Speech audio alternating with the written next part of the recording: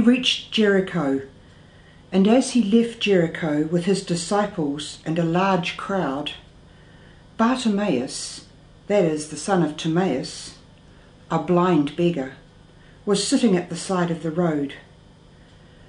When he heard that it was Jesus of Nazareth, he began to shout and to say, "Son of David, Jesus, have pity on me."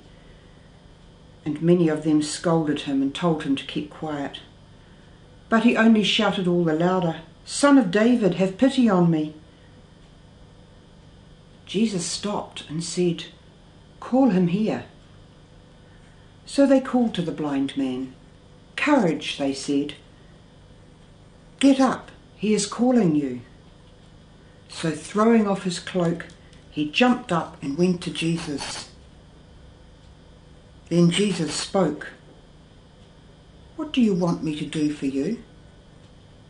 "Rabboni," the blind man said to him, "Master, let me see again." Jesus said to him, "Go, your faith has saved you." And immediately his sight returned, and he followed him along the road. A very familiar piece of scripture, but one which reveals a great deal when we sit quietly contemplating it in prayer. The busy Jesus is going along the road, and the crowds are flocking round him. And he comes to some kind of intersection or something, and here's this blind man with his cloak wrapped round him, sitting on the side of the road begging. He hears the noise and probably says what's happening, what's going on, and someone tells him.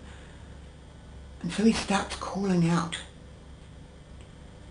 He uses the words that a condemned person uses in the face of an executioner. "Have pity on me. Have pity on me." The disciples do what they always do. They try to shush him up and get rid of this nuisance person who's making a fuss. But Jesus hears what's going on and instructs his disciples, "Bring him here." The disciples tell Bartimaeus to have courage. Not quite sure why he'd need to have courage. It's interesting that the people in Mark's time would have known that the name Bartimaeus, as well as meaning son of Timaeus, they would know that the word Timaeus means honour. So he hears this very kind of two-sided figure. He's a person who's had honour, and yet he's blind and he's begging. He was once able to see because he says to Jesus, "I want to see again." So there's this kind of mixed element in the story. Anyway, Bartimaeus throws off his cloak, all he has probably, the only possessions in the world, and he rushes over to Jesus. And then Jesus has a real intimate conversation with him. He looks at Bartimaeus and he says, "What do you want?" And Bartimaeus in that moment knows who Jesus is and knows what can happen. And he addresses Jesus as Rabboni or Master. He senses the power in him. And he says, "I want to see again."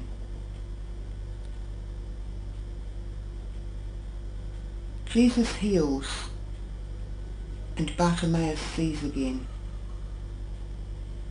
He sees not only at the level of his physical eyes, he sees at the level of his heart that this is the man who can lead him to God. This is the Son of God. And what does he do? He doesn't go home and have a party with his mates. He leaves everything and he follows Jesus. Such a contrast to the rich young man in the story we had, was it last week or the week before, where he couldn't leave everything to follow Jesus. And Jesus looked at him and was sad. It's a wonderful story for us to reflect on. I wonder if you and I have that same trust that Bartimaeus had. When we experience the call of Jesus to be brought to him, it can come through other people in our lives or through circumstances. Some of those circumstances may not be good ones.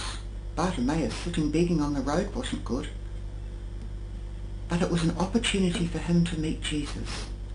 And that's what we're being called to recognise. And when we are face to face with Jesus, we need to throw off our self-sufficiency, our willingness to kind of run our own lives and let Jesus in. And Jesus will invite us to follow. And we have a choice to make.